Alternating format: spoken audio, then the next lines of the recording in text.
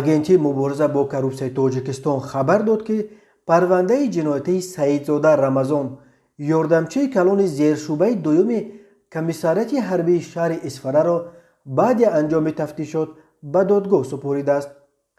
Саидзода бар асоси қисми дуюми моддаи 247 кодекси ҷиноятии ҷумҳурии Тоҷикистон ба қалоби айбдор мешавад.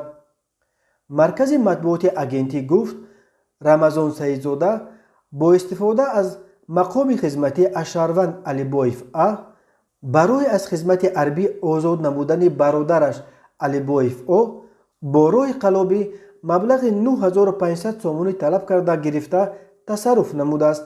даъват ба сафи артиш яке аз соҳаҳои аз ҳама фасодзада дар Тоҷикистон ба шумор меравад.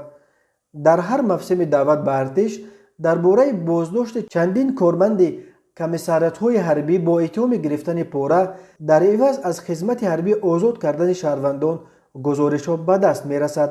як моҳ пеш ба қонун дар бораи ӯҳдадориҳои ҳарбӣ дар Тоҷикистон тағйироте ворид карда шуд ки бар асоси он ҷавонони сину соли даъватӣ аз ин ба баъд метавонанд бо пардохти маблағи муайян ва гузаштани як давраи кӯтоҳмуддати хидмат соҳиби билети ҳарбӣ шаванд.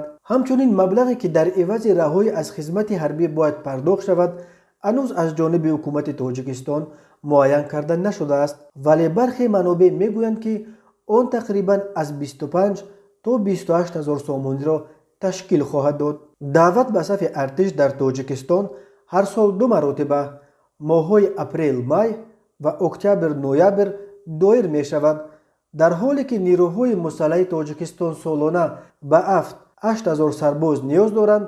шумораи ҷавонони сину соли даъватӣ дар кишвар ҳудуди 700 ҳазор нафарро ташкил медиҳад.